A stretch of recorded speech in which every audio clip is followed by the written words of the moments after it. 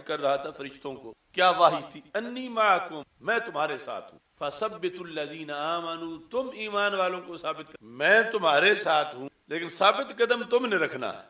اب یہاں کوئی دور کی تشریح، دور کی تعویل، دور کا ترجمہ نہیں ہے۔ انی معکم، میں تمہارے ساتھ ہوں، کس کے ساتھ؟ فرشتوں کے ساتھ۔ فرشتوں میں تمہارے ساتھ ہوں، تمہارا کیا کام ہے؟ فثبتوا الذین آمنوا، تم بدر میں جا کے ایمان والوں کو ثابت قدم رکھو۔ تو ثابت قدم رکھنا ہی مشکل کشائی ہے، یہی مدد ہے، یہی حاجت روائی ہے، اور یہ رب نے فرشتوں سے کروائی ہے۔ تو اللہ کی مرضی ہے، چاہے وہ خود مدد کرے، چاہے وہ کسی سے کروائے۔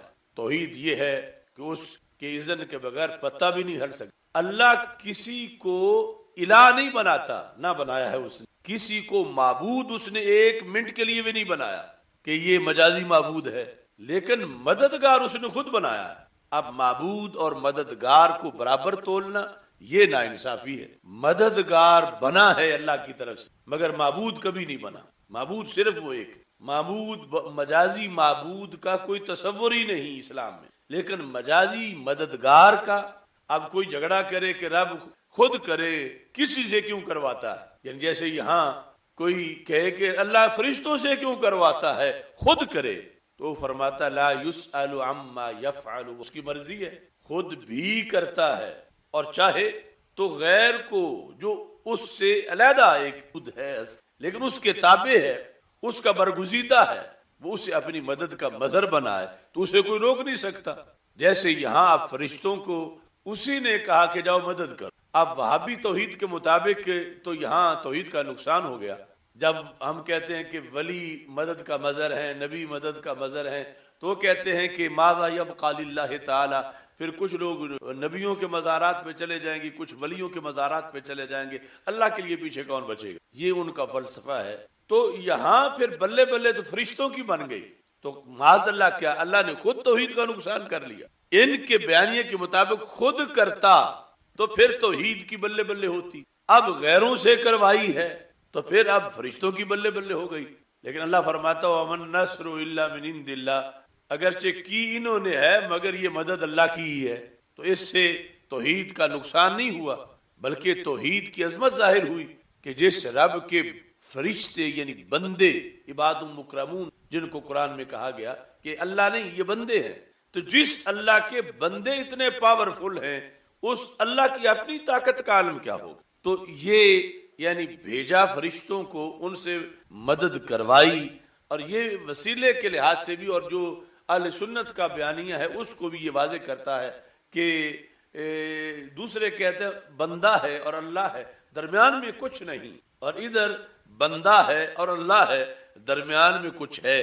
وہ کچھ کیا ہے؟ انی معکم، فرشتوں میں تمہارے ساتھ ہوں۔ آخر وہ احکم الحاکمین کی کوئی حکمت تھی، ورنہ وہ کن کہے تو یہ کافر بدر والے تمہارے گھر میں مر جاتے، ان کو مارنے کی ضرورت ہی نہ پڑتی، یا آئے ہوئے سلا دیتا، صحابہ آسانی سے گلے کاٹ دیتے، ان کو وہ ہٹے کٹے سامنے کھڑے کیے، فری ہینڈ دیا، لیکن فرشتوں کو کہا میں تمہارے ساتھ ہوں، تم آگے جاؤ۔ تو یہ بیچ میں فرشتے رکھ کے میدان بدر میں اللہ کی حکمتوں میں سے ایک یہ بھی تھا کہ جب یہ جھگڑا ہوگا کہ بیچ والوں کی ضرورت نہیں ہے بندے کو، اللہ کو تو کسی کی بھی نہیں، بندے کو ڈائریکٹ اللہ سے بیچ میں کوئی نہیں چاہیے، تو اللہ نے بدر میں کہا کہ یہ درمیان میں میرے ہیں، میں نے انہیں کہا ہے آگے جا کے یہ مدد کریں گے، اور ان کی مدد سے شرک نہیں ہوگا بلکہ اس سے ہی توحید کا پیغام آگے یہ ہیں بیچ والے، ورنہ اللہ کن کہتا تو سب کچھ ہو جاتا، ان سے کروائی۔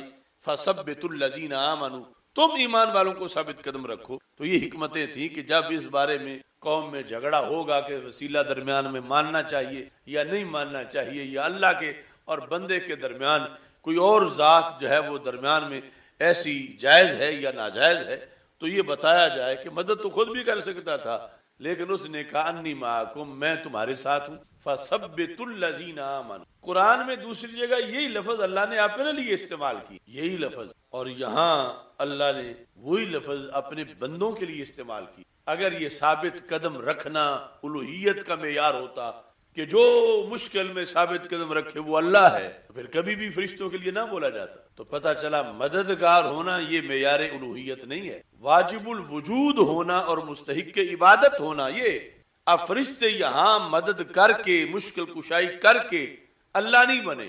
کیوں نہیں بنے؟ کہ مددگار بنے ہیں، واجب الوجود تو نہیں بنے. مددگار تو بن گئے ہیں مگر مستحق عبادت تو نہیں بنے. رہے پھر بھی بندے ہی ہیں مگر مددگار بن گئے ہیں. اور اتنی بھاری مدد، بڑی مدد انہوں نے کی ہے. اور وہی لفظ دوسری جگہ قرآن میں اللہ کے لیے تھے، اللہ کے بندوں کے لیے بھی آ گئے. قرآن کے بیانیے سے شرک نہیں ہوا، اور تب نہیں ہوا جو ہمارا اہل سنت کا عقیدہ، جنہوں نے مددگار ہونے، حاجت روا ہونے کو معیار الوہیت بنایا ہوا ہے، انہیں پھر بدر میں کئی اللہ ماننے پڑیں گے، کیونکہ جو مددگار ہو ان کے لحاظ سے وہ اللہ ہے. تو مددگار یہ یقینی طور پر تھے مگر اللہ نہیں تھے. کس پر؟ ہماری تعریف کے مطابق، کیونکہ پھر بھی یہ واجب الوجود نہیں تھے، پھر بھی یہ مستحق عبادت نہیں تھے، پھر بھی اللہ کے بندے ہی تھے. اور دوسروں کے مطابق یا انہیں معیار الوہیت بدلنا پڑے گا یا پھر کہ اللہ ماننے پڑیں گے. کہ اگر انہوں نے مددگار، مشکل کشا، حاجت روا اس کو بنایا ہوا ہے تو پھر مددگار تو یہ یقیناً تھے جنہوں نے بدر میں مدد کی. اچھا جی، اب یہاں جو دوسری آیت ہے جس میں یہ شان رب ذوالجلال کی ہے وہ 26واں پارہ ہے، تو وہ حقیقی ہے اور یہ مجازی ہے. لیکن لفظ میں مجازی نہیں لکھا ہوا، ساتھ لفظ ہو بہو ایک طرح کا دونوں جگہ پہ لکھا ہوا ہے. یہ سورہ محمد صلی اللہ علیہ وسلم، اس میں ہے آیت نمبر 7، یا ایھا الذین آمنوا ان تنصروا اللہ ینصرکم ویثبت اقدامکم. اے ایمان والو، اگر تم اللہ کی مدد کرو گے تو اللہ تمہاری مدد اور کیا کرے گا؟ یثبت اقدامکم، اللہ تمہیں ثابت قدم رکھے. تو ثابت قدم رکھنا اللہ کی شان ہے مگر معیار الوہیت نہیں ہے. شان ضرور ہے، جس طرح رحیم ہونا اللہ کی شان ہے مگر معیار الوہیت نہیں ہے.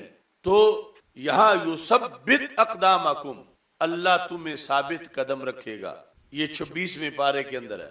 اور 9ویں پارے میں ہے کہ انی معکم فثبتوا الذین آمنوا، فرشتوں تم ثابت قدم رکھو. تو اب خود کلام الہی اس میں ہے کہ اللہ بھی ثابت قدم رکھتا ہے، فرشتے بھی ثابت قدم رکھتے ہیں، لیکن شرک نہیں ہوا. تو جب اس سے شرک نہیں ہوا تو یہ کہنے سے کیسے ہوگا کہ اللہ بھی مشکل حل کرتا ہے، اللہ والے بھی مشکل حل کرتے ہیں؟ فرق یہ ہوگا کہ وہ ذاتی طور پر، یہ عطائی طور پر، وہ حقیقی طور پر، یہ مجازی طور پر. چونکہ معیاری مددگار تو مجازی ہو سکتا ہے مگر مجازی اللہ نہیں ہو سکتا. تو یہ یعنی ایک بیانیہ، ایک جھلک میں نے آپ کے سامنے پیش کی. اس قانون کے مطابق آپ بیان کریں گے تو کسی بڑے سے بڑے جو دھرتی دھکیل وہابی ہو وہ بھی دم نہیں مار سکے گا آگے سے. اور نہ اتنے سال ہوئے ہیں کہ انہوں نے ہمارے کسی دلیل کا جواب دیا جس بیس پر معیار الوہیت بیان کر کے ہم نے ان کا رد کیا ہے. اب یہاں اس کے ضمن میں پھر جب ہم کہتے ہیں کہ شرک تب بنتا ہے جب کوئی کسی کو واجب الوجود مانے یا مستحق عبادت مانے، ورنہ شرک نہیں. تو انہوں نے ظلم کیا ہے جو شرک کا فتویٰ امت پر لگایا ہے اور غیروں کو خوش کیا، یہود و نصارہ کو، کہ ہم تو ڈوبے تھے صنم تجھے بھی لے ڈوبے. وہ تو مشرک ہوئے تھے، کافر ہوئے تھے، وہ تو فارغ ہوئے تھے، انہیں تو قرآن نے ایکسپائر کیا تھا. اب وہ چاہتے ہیں یہ بھی ہو جائیں یہ امت. تو اس پوری امت کو انہوں نے شرک کا فتویٰ لگا کر ان کی خواہش کو پورا کیا. اب یہ اس پر وہ دلیل مثلا یہ دیتے ہیں کہ من حلف بغیر اللہ فقد اشرک، جس نے غیر اللہ کی قسم شرک کی یقیناً اسے. تو ہمارے پورے بیانیہ کے مقابلے میں دیکھو اب اس نے کیا کوئی واجب الوجود مانا اللہ کے سوا، اس نے کیا کوئی مستحق عبادت مانا اللہ کے سوا، تو شرک تو اس نے بھی کی. یعنی حدیث سے شرک ثابت ہو گیا. تمہارا جو معیار بیان کرتا ہے اس سے ہٹ کے تم کہتے ہو کہ الوہیت میں کوئی اللہ کا شریک مانے تو پھر شرک ہوتا ہے، ویسے نہیں ہوتا. تو یہاں تو قسم اٹھانے سے من حلف بغیر اللہ فقد اشرک، یہ حدیث شریف ہے کہ جس نے اللہ کے سوا کسی کے نام کی قسم اٹھائی تو اس نے شرک کیا. تو یہ دیکھو کہ وہ کہتے ہیں کہ شرک تو اس طرح بھی پایا جاتا ہے. تو اس کے جواب میں یعنی کل جو بخاری شریف میں پڑھا کہ لفظ کفر یا لفظ شرک کبھی تغلیظاً بول دیا جاتا ہے. تغلیظاً کا مطلب یہ ہے کہ وہ کام بھاری بڑا ہے، یہ احساس دلانے کے لیے اگلے بندے مخاطب کو، یعنی یہ ہلکا کام نہیں، یہ بھاری کام ہے، بڑا بوجھ ہے اس میں، ڈر جاؤ، بچ جاؤ، مت کرو. مگر اس کا یہ مطلب نہیں ہے کہ وہ واقعی وہ بندہ کافر ہو گیا، یا واقعی اس نے کفر کیا، یا واقعی وہ مشرک ہوا، یا اس نے شرک کیا، یہ مطلب نہیں ہے۔ جس طرح کہ نماز کے بارے میں تو عام حدیث آپ نے پڑھی ہوئی ہے، من ترک الصلاۃ متعمدا فقد کفر، نماز اگر مانتا ہے کہ فرض ہے لیکن جان بوجھ کے رہ گئی ہے تو کیا اس سے اس کی بیوی سے اس کا نکاح ٹوٹ جائے گا؟ کیا وہ ملت سے نکل جائے گا، ہندو سکھ بن جائے گا، کفر کر کے اس مسلمان نہیں رہے گا؟ کیا تجدید ایمان لازم آئے گا؟ ان میں سے کچھ بھی لازم نہیں آئے گا جو اس حدیث کی اعلیٰ اس کی تعویل اور تشریح ہے۔ تو مطلب کیا کہ تغلیظاً کفر کہہ دیا گیا، حقیقتاً کفر نہیں تھا، تغلیظاً کفر کہہ دیا گیا۔ تو کفر کی کئی قسمیں ہیں، کبھی تغلیظاً بھی کہہ دیا جاتا ہے، جیسے تغلیظاً ناشکری کو بھی کفر کہہ دیتے ہیں۔ اب یہ تغلیظاً مفتیوں نے نہیں گھڑا، یہ اسی حدیث میں آ گیا کہ مثلاً جس طرح رسول پاک صلی اللہ علیہ وسلم نے فرمایا کہ میں نے جہنم میں اکثر جو دیکھا تو وہ عورتیں ہیں، تو اس کا سبب کیا تھا؟ تو آپ نے فرمایا کفر کی وجہ سے۔ تو پوچھا گیا کہ کیا انہوں نے اللہ کا کفر کیا؟ فرمایا نہیں، یکفرن العشیرہ، خامند کا کفر کی، ویکفرن الاحسان، احسان کی ناشکری کی۔ تو اب حدیث میں یہ پایا گیا، تو اس واسطے امام بخاری نے یہ ترجمہ بنایا وَكُفْرٍ دُونَ كُفْرٍ، کہ کفر کفر میں فرق ہے، کفر کفر میں سب ایک جیسا نہیں ہے۔ وہابی بیانیہ ہے کہ سب ایک جیسا ہے، ایک جیسا کا مطلب سب میں نکاح ٹوٹ گیا، سب میں بندہ اسلام سے نکل گیا، سب میں جہنمی بن گیا، اس بنیاد پر ہمیشہ کے لیے۔ لیکن حدیث سے جو امام بخاری نے سمجھا اپنے عہد میں، فقہ البخاری فی تراجم ہی، تو انہوں نے یہ سمجھا وَكُفْرٍ دُونَ كُفْرٍ، ایک کفر دوسرے کفر سے گھٹ ہے۔ دوسرا کفر تو ملت سے نکال دیتا ہے، مگر یہ کفر جو ناشکری کے لفظ پہ بولا جا رہا ہے، ناشکری کے مفہوم کو بیان کرنے کے لیے بولا کفر ہی جا رہا ہے، اور یہ بھی نہیں کہا جا کہ مجازی کفر ہے، مگر یہ تغلیظاً کہہ دیا گیا، تغلیظاً، حقیقتاً ایسا نہیں ہے۔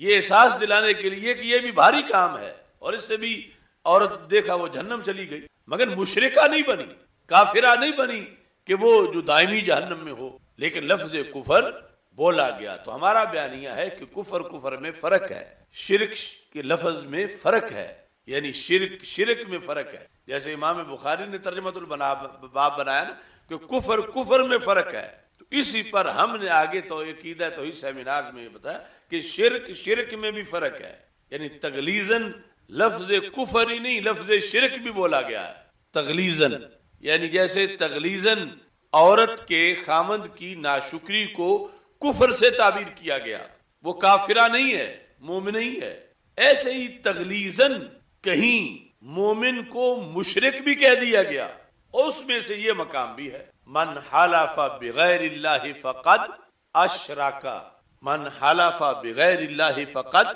یعنی ایک تو یہ مسئلہ آگے ہم بیان بھی کریں گے، یعنی رائج ہونا چاہیے کہ یہ لوگ جو کسی اور کی قسم اٹھاتے ہیں اس سے باز رہیں کہ یہ بھاری بات ہے، اللہ کے سوا کسی کی جب قسم اٹھائی جائے تو، لیکن یہ ہے کہ اس سے بندہ ملت سے نہیں نکل جاتا، ملت سے کہ ملت اسلام سے نکل جائے، اور کسی نے اگر یہ قسم اٹھا لی تو اب پھر نئے سرے سے کلمہ پڑھے اور پھر بیوی سے نکاح کرے، ایسا نہیں ہے۔ کیوں نہیں ہے؟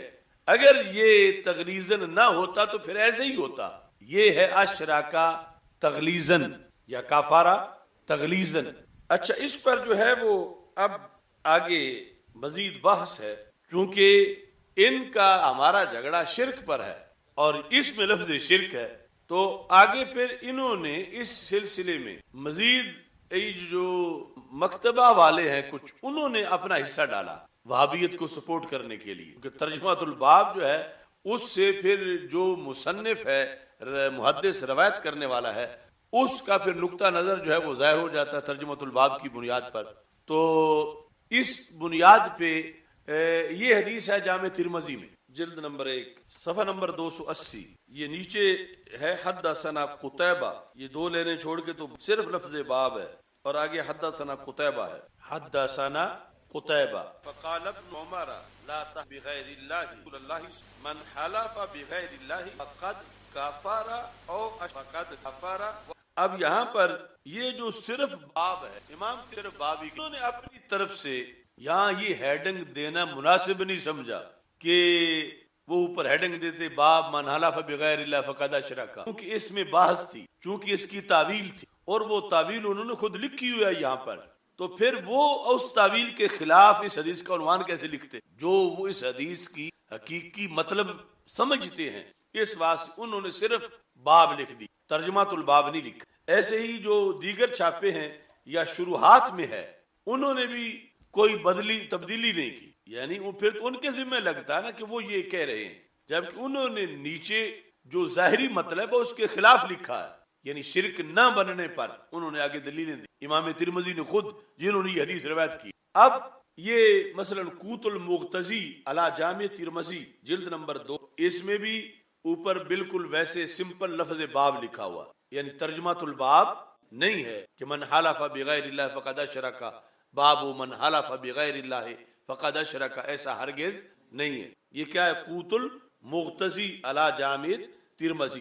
ایسے ہی یہ جو شرح ہے عارضۃ الاحوزی جامع ترمذی کی شرح جلد نمبر 4، یہاں اس لکھا ہے تو صرف لفظ باب ہے، الباب پتا چلا کہ یہ جو پرانے چھاپے تھے یا جس شارحین اور یہ دور تک بھی ترجمہ الباب کا ذکر نہیں تھا کہ امام ترمذی کے خاتے میں ڈالا جائے کہ وہ یہاں سے شرک کہیں بھی ایسے پہلے نہیں تھا، پہلے جتنا بھی زمانہ گزرا۔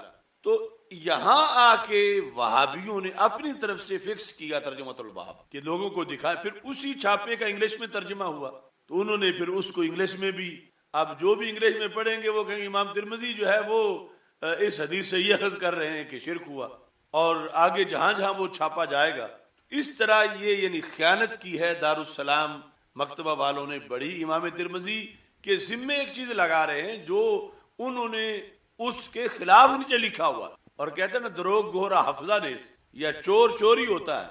اب اوپر انہوں نے باب قائم کیا ہوا ہے اس پر کہ شرک ہوا، نیچے 5-6 لائنیں امام ترمذی نے لکھی شرک نہیں ہوا۔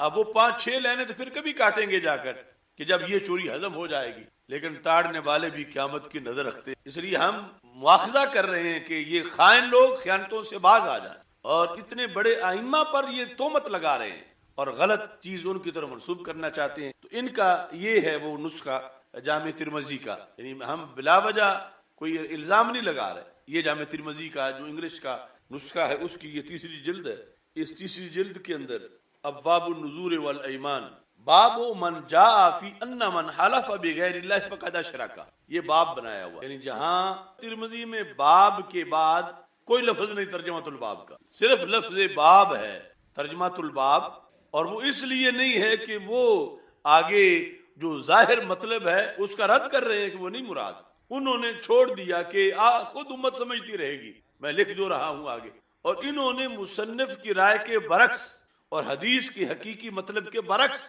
آج آ کے اپنی طرف سے، امام ترمذی جب قبر میں ہیں انہوں نے اپنی طرف سے یہاں ترجمہ الباب اپنے مذہب کو سپورٹ کرنے کے لیے اور حدیث کے اس مفہوم کو جو مراد نہیں اور جو مصنف کے فیصلے کے خلاف ہے وہ اوپر جو ہے وہ لکھ دیا۔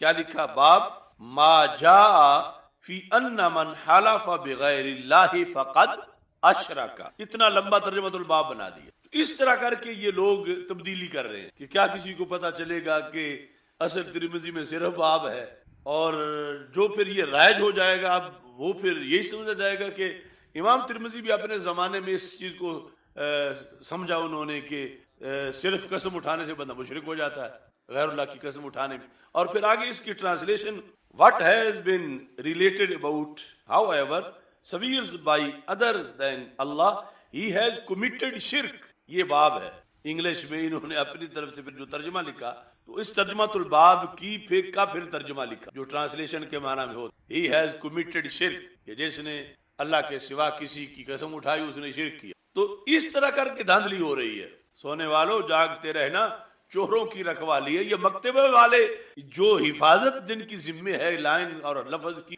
وہ چوری پہ اترے ہیں اور اپنی طرف سے خیانت کر رہے ہیں۔ تو یہ میں لائیو کہہ رہا ہوں، یہ مکتبے والے یقیناً سنیں گے تو اس حرکت سے باز آئیں، اور اس کے علاوہ بھی انہوں نے کی ہوئی ہیں چوریاں، تو خود ہے وہ اس کی اصلاح کرے، یعنی اگلا جو چھاپا ہے، اور معذرت کرے لوگوں سے کہ انہوں نے اتہام کیا امام ترمذی پر، جبکہ امام ترمذی تو اس معنی کے خلاف آگے لکھ رہے ہیں۔ اب کس طرح خلاف لکھ رہے ہیں اسی باب میں کیا کہتے ہیں؟ کہتے ہیں تفسیر ھذا الحدیث عند بعض اہل العلم ان قوله فقد کفر واشرک یا او اشرک علی التغلیظ، علی التغلیظ، یعنی یہ تغلیظ ایسا نہیں کہ ہم نے آ جا کے گھڑ لیا کہ اشرف آصف جلالی جو ہے وہ کہتا ہے کہ ایک کفر تغلیظاً ہوتا ہے، ایک شرک تغلیظاً ہوتا ہے، ایسا ہوتا نہیں ہے۔ یہ تغلیظ ان ائمہ نے کہی ہوئی ہے اس مقام پر۔ انہوں نے کیا کہا کہ خواہ کفر کا لفظ ہے اصل حدیث متعین نہیں کہ کافرہ صرف کہا یا صرف اشرکا کہا یا دونوں کہے، اس واسطے راوی کی یہ ذمہ داری تھی کہ وا بھی لکھ دے، او بھی لکھ دے، کافرہ بھی لکھ دے، اشرکا بھی لکھ دے، اور اسی بنیاد پر تو اوپر انہوں نے سکوت اختیار کیا کہ وضاحت میں آگے چیز آ رہی ہے۔ تو کیا کہا کہ کہتے ہیں بعض اہل علم، یعنی جس میں یہ خود بھی ہیں اور ان کا اہل علم کا یہ بیان کیا، ان قولہ فقد کفر واشرک علی التغلیظ، یہ حقیقت نہیں، یہ کیا ہے؟ حقیقت میں شرک نہیں۔ جو وہابی بغلیں بجانے لگے کہ من حلف بغیر اللہ فقد اشرک، کہ دیکھو واجب الوجود مانے بغیر اور مستحق عبادت مانے بغیر بھی شرک ہو گیا، دیکھو یہ شرک ہو گیا، یہ حدیث میں لکھا ہے، اور پھر جعلی ترجمۃ الباب بھی بنا دیا۔ لیکن امام ترمذی نیچے سے بول رہے ہیں کہ یہ جو شرک تم بنا رہے ہو وہ نہیں ہوا۔ یہ کس بیس پر کہا جا رہا ہے؟ الت تغلیظ کا لغوی معنی ہوتا ہے کسی چیز کا موٹا، اس کو بنانا، موٹاپا، بھاری، کہ یہ بھاری کام ہے، لیکن یہ نہیں کہ بندہ دین سے نکل گیا، کافر ہوا اور اب نئے سرے سے کلمہ پڑھے اور نئے سرے سے نکاح کرے، اور ایسا نہیں ہے۔ یہ کس بیس پہ کہا گیا ہے الت؟ اب امام ترمذی نے تغلیظ کہہ کے بھی نہیں چھوڑا، آگے پھر تغلیظ کی دلیلیں دی، یعنی جیسے آج ہم ان کو دلیل سمجھتے ہیں کہ انہوں نے یہ کہہ دیا حدیث میں، آخر وہ بھی محتاج ہیں کہ جو میں کہہ رہا ہوں میں اپنے پاس سے نہیں کہہ رہا، میں بھی حدیثیں دیکھ کے کہہ رہا ہوں، دیگر احادیث دیکھ کے میں یہ فیصلہ سنا رہا ہوں، ذاتی طور پر تو میں بھی کچھ نہیں کہہ سکتا۔ دیگر احادیث بتاتی ہیں کہ یہ تغلیظاً کہا گیا ہے، جس کو وہابی حقیقتاً بنا رہے ہیں اور جس کا ترجمۃ الباب بدل رہے ہیں، وہ اس کے خلاف پھر آگے دلیلیں دے رہے ہیں کہ یہ حقیقتاً یہاں شرک نہیں ہے، تغلیظاً ہے، اس سے بندے کا نکاح نہیں ٹوٹتا، اس سے بندہ دائرہ اسلام سے خارج نہیں ہوتا۔ اب اس پر دلیل دیکھو، کہتے ہیں کہ عن ابن عمر ان النبی صلی اللہ علیہ وسلم سامع عمر یقول و ابی، کہ رسول اکرم صلی اللہ علیہ وسلم نے حضرت عمر رضی اللہ تعالی عنہ کو سنا کہ وہ و ابی کہہ رہے تھے۔ واو قسمیہ ہے کہ قسم ہے مجھے میرے باپ کی، قسم ہے مجھے میرے باپ کی۔ حضرت عمر رضی اللہ تعالیٰ عنہ یہ کہہ رہے تھے، تو رسول اکرم صلی اللہ علیہ وسلم نے فرمایا الا ان اللہ ینہاکم ان تحلفوا بآبائکم، اللہ نے تمہیں منع کیا ہے کہ اپنے آبا کے نام کی قسمیں اٹھاؤ۔ اللہ نے تمہیں منع کیا ہے، اللہ نے تمہیں منع کیا ہے کہ اپنے آبا کی قسمیں اٹھاؤ۔ تو ان کی دلیل یہ ہے کہ سرکار نے یہ نہیں فرمایا کہ نئے سرے سے کلمہ پڑھو یا نکاح بھی پھر کرو، منع تو کر دیا ہے، مگر یہ نہیں کہا کہ تم تو مشرک ہو گئے ہو، کہ عمر تم مشرک ہو گئے ہو معاذ اللہ، منع بتایا ہے، لیکن شرک کا فتویٰ تجدید ایمان کا نہیں کہا، تجدید نکاح کا نہیں کہا۔ اور ساتھ ہی حضرت ابو ہریرہ رضی اللہ تعالیٰ عنہ سے مروی کہ رسول پاک صلی اللہ علیہ وسلم نے فرمایا من قال فی حلفہ، ایک تو ہے نا کہ کسی مقدس ہستی کے نام کی قسم اٹھا دینا، یعنی اللہ کے سوا وہ بھی جائز نہیں، ایک وجہ پر آگے ہم بیان کریں گے۔ اگر کوئی لات عزا کی قسم اٹھا دے معاذ اللہ، حدیث اگلی جو ہے بطور دلیل جو پیش کر رہے ہیں کہ رسول پاک صلی اللہ علیہ وسلم نے فرمایا کہ من قال فی حلفہ واللات والعزا، جس نے اپنے حلف میں واللات والعزا تک کہہ دیا، عادت تھی اس کی، نیا نیا مسلمان ہوا تھا، ان کی تعظیم کے لیے نہیں، اس عادت کی بیس پہ اس نے واللات والعزا کہہ دیا، تو سرکار دو عالم صلی اللہ علیہ وسلم نے یہ نہیں فرمایا فقد اشرکا، یہ نہیں فرمایا کہ اس کا نکاح ٹوٹا، یہ جو کچھ اس نے کہا اس کا کیا واخذہ اس پر کیا وہ کرے۔ سرکار نے فرمایا وہ صرف لا الہ الا اللہ پڑھ دے، فَلْيَقُلْ لَا إِلَٰهَ إِلَّا اللَّهُ، یعنی مراد پورا کلمہ ہے۔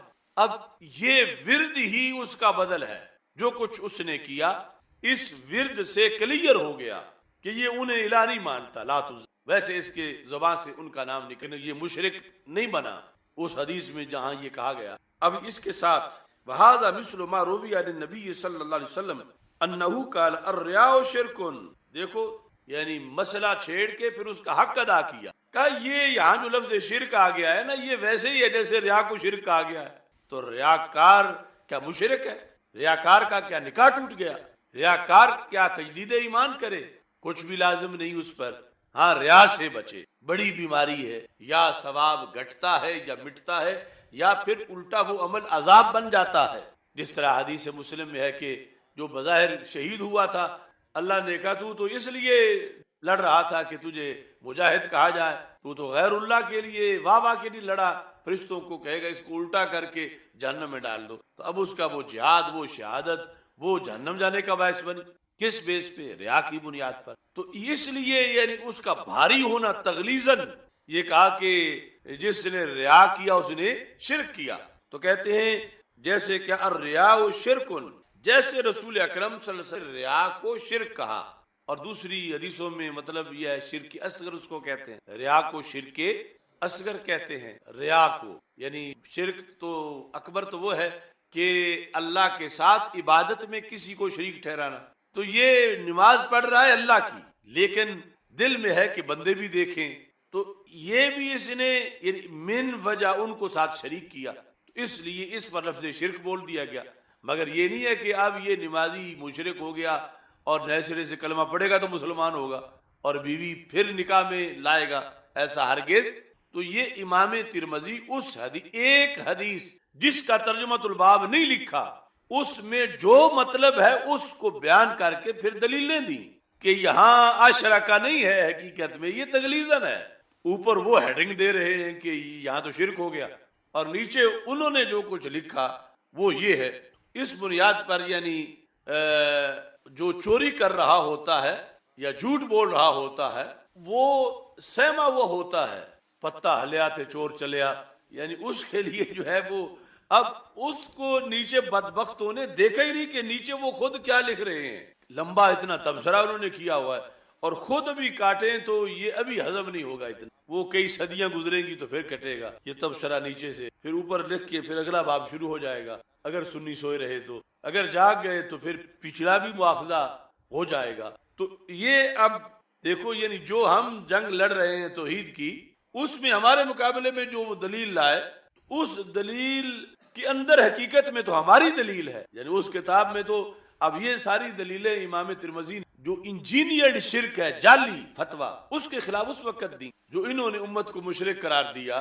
تو انہوں نے کہا یہاں مشرک نہیں بنتا، یہ تغلیظاً کہا گیا ہے، یہ پھر بھی مسلمان ہیں اگر کسی نے ایسا کر دیا. اور انہوں نے اس کے ذریعے پھر اپنا گھڑا ہوا فتویٰ اس کو مضبوط کرنے کی کوشش کی. اب یہاں آگے دیکھیے، اب اس پر ایک آیت پیش کرتے کہ ریا کو بھی شرک کہا گیا ہے. ریا کو بھی، اور مقصد کیا ہے کہ شرک میں فرق ہے. شرک میں جس طرح امام بخاری نے کہا کفر میں فرق ہے کہ ایک کفر سے تو بندہ کافر ہو جاتا ہے اور دین سے نکل جاتا ہے، دوسرا بھی لفظ کفر ہی ہے دلائل میں لکھا ہوا، مگر اس سے نہ کافر ہوتا ہے، نہ ملت سے نکلتا ہے، نہ تجدید ایمان کی ضرورت، نہ تجدید نکاح کی ضرورت. ایسے ہی ایک لفظ شرک و شرکن باب و شرکن دون شرکن، ایک شرک دوسرے شرک سے نیچے ہے، دوسرا جو ہے وہ تو شرک اکبر ہے اور یہ اصغر ہے، اور اس سے بندہ مشرک نہیں بنتا. اگرچہ قرآن و سنت میں اس کے بارے میں لفظ شرک ہی آیا ہوا ہے مگر اس سے مشرک بھی نہیں بنتا، نہ نکاح ٹوٹتا ہے اور نہ ہی تجدید ایمان ہے. اس پر اب یہ آیت انہوں نے پیش کی. تو یہ طریقہ کار بھی ہے دلائل دینے کا، یعنی اس بنیاد پر کہ یہ مسائل اہم ہیں اور اس میں جو تفسیر تھی آیت کی وہ انہوں نے پھر ساتھ اس اٹیچ کی کہ جو میں کہہ رہا ہوں میں نے بلا وجہ نہیں کہا کہ یہ تغلیظاً اس طرح ہے، امت ایسے کہتی آئی ہے اور میں بھی اس پر ہوں، اور پھر آج ہم کہتے ہیں ہم اس پر ہیں جو انہوں نے لکھا امت کے ائمہ سے. اب یہ آیت قرآن مجید من کان یرجو لقاء ربہ فلیعمل عملا صالحا، یہ سورہ کہف آیت نمبر 110. فمن کان یرجو لقاء ربہ فلیعمل عملا صالحا ولا یشرک بعبادت ربہ احدا، ولا اپنے رب کی عبادت کے ساتھ کسی کو شریک نہ کرے، کسی کو شریک اپنے رب کی عبادت میں کسی کو شریک کر کے شرک نہ کرے. لا یشرک، یہ لفظ اس کی کیا تفسیر ہے؟ کس چیز سے روک کے اس کو اس آیت پہ عمل کروایا جائے گا. اور یہ بھی بڑی باریک بات ہے. وہابیوں کی اصطلاح ہے کلمہ گو مشرک. کہتے ہیں ایک تو وہ ابو جہل کا ٹولہ وہ مشرک تھے، ایک آج کے کلمہ گو بھی کہ وہ یا رسول اللہ صلی اللہ علیہ وسلم کہتے ہیں، یہ کرتے ہیں وہ کرتے ہیں. پھر اس ذریعے سے تو اس پر لفظ پر انہوں نے کتابیں بھی کئی بدبختوں نے لکھی. یہ ادھر مبشر ربانی تھا بدبخت ایک لاہور میں، یہ وہابیہ کا، اس نے کلمہ گو مشرک اس پر کتاب پر پھر پابندی لگی. اس کا ٹائٹل ہی تھا کلمہ گو مشرک. مطلب کیا ہے؟ مسلمان بھی ہیں مشرک بھی ہیں بیک وقت مسلمان بھی ہیں مشرک بھی. اس پر ہم نے اس زمانے میں مواخذہ کیا تھا کہ ایمان تجزی کو قبول نہیں کرتا. اگر مسلمان ہے تو مشرک نہیں، اگر مشرک ہے تو مسلمان نہیں. 50-50 نہیں ہو سکتا. اگر 100 میں سے 1% بھی کفر و شرک آیا، ایمان گیا. ان کا بیانیہ ہے کہ یہ ساری امت یعنی اصل جو مشرک ہیں ان سے تو ان کی جنگ نہیں. اصل مشرک ان کو تو سعودی عرب میں اور دبئی میں اور ہر جگہ انہوں نے مندر بنا دی کہ جی بھر کے کرو، اور دنیا کے سب سے بڑے مندر اور ان میں سب سے بڑے بندر، اس سے ان کو الرجی نہیں ہے. اور یہ خبر دی تھی رسول پاک صلی اللہ علیہ وسلم نے، تیری نظر خارزار شب میں گلاب تحریر کر، اجاڑ نیندوں کے خواب میں انقلاب تحریر کر چکی تھی. میرے ذہن کے فلک پر جو سوال چمک تو میں نے دیکھا تیرے زمانے کی خاک ان کے جواب تحریر. تو اس میں یہ ہے حدیث میں یقتلون اہل الاسلام ویدعون اہل الاوثان یا اصنام، کہ ایسی قوم آئے گی مسلمانوں کو تو قتل کریں گے مگر بت پرستوں کو کچھ نہیں کہیں گے، اہل اوثان کو. اور وہ یہی طبقہ ہے کہ مسلمانوں پر تو پابندیاں ہیں، یہ نہ کہو وہ نہ کہو، اور ان کے لیے خود بنا کے اب وہ یہ آیت پیش کرتے ہیں اپنے بیانیہ پر کہ ایسا ہو سکتا ہے کہ مومن بھی ہو اور ساتھ ہی مشرک بھی ہو. کیسے؟ فَلْيَعْمَلْ عَمَلًا صَالِحًا، نیک کام کرے، وَلَا يُشْرِكْ بِعِبَادَةِ رَبِّهِ أَحَدًا، تو ساتھ وہ شرک بھی کر رہا تھا تو اس کو روکا جائے کہ شرک نہ کرے. تو اس طرح یعنی عمل صالح اور شرک دونوں اکٹھے ہو سکتے. عمل صالح تب ہے جب مومن ہے، اس کی بات ہو رہی ہے. یعنی یہاں بت پرستوں کو نہیں بولا جا رہا. فمن کان یرجو لقاء ربہ، کافر تو لقاء ربہ کی یرجو ہوتا ہی نہیں ہے. سمجھ آ رہی ہے نا؟ فمن کان یرجو لقاء ربہ فلیعمل عملا صالحا، جو مومن ہے ایک تو نیک کام کر، دوسرا ولا یشرک بعبادت ربہ احدا، اپنے رب کی عبادت میں شریک نہ ٹھہرائے. تو یہ ان کا بھی دیکھو کلمہ گو بھی ہے اور ساتھ شرک مکس کر رہا تھا تو اس کو روکا گیا کہ کلمہ گو رہو، صرف شرک مکس نہ کرو ساتھ. اب اس کو انہوں نے یعنی یہ ہے ایک غلط بیس پر پھر آگے مزید غلط کرنا جو آج یہ کر رہے ہیں. امام ترمذی نے تو اس آیت کو اس چیز کی دلیل بنایا کہ حدیث میں جو فقط شرکا ہے وہ حقیقتاً نہیں تغلیظاً ہے. تو تغلیظاً کیوں ہے کہ آیت میں رب ذوالجلال نے حکم دیا ہے کہ ریا سے بچنے کا، اور ریا سے بچنے کو شرک سے تعبیر کیا ہے. شرک سے بچنے یعنی لا یشرک کا مطلب ہے لا یرائی، نماز پڑھے ساتھ ریا نہ کرے. نماز تو پڑھے مگر ساتھ ریا. اب یہ تو اکٹھا ہو جائے گا ایمان کے ساتھ، کلمہ گو ریاکار ہو، مگر یہ نہیں ہو سکتا کہ کلمہ گو ہو اور مشرک بھی ہو. کلمہ گو یعنی پورا دین کا کلمہ پڑھے ہوئے بندہ جو ہے وہ 15ویں صدی میں مسجد میں نماز پڑھ رہا ہے، اور نماز پڑھنے کے ساتھ ساتھ کہا جائے کہ یہ مسلمان ہے کلمہ گو ہے لیکن یہ مشرک بھی ہے کیونکہ ابھی اذان سے پہلے اس نے درود شریف میں یا رسول اللہ صلی اللہ علیہ وسلم پڑھا تھا. تو وہابی بیانیہ یہ ہے. اور امام ترمذی اس آیت سے کیا سمجھتے ہیں؟ پہلوں کے ذریعے سے کہ یہاں شرک کا لفظ بولا گیا ہے ریاکاری پر، یہاں شرک اکبر نہیں ہے. مومن ہو اور شرک اکبر کرے تو پھر مومن نہیں ہے. اگر مومن ہے تو شرک اکبر نہیں ہے. مومن بھی ہو اور ساتھ یہ بھی ہے کہ لا یشرک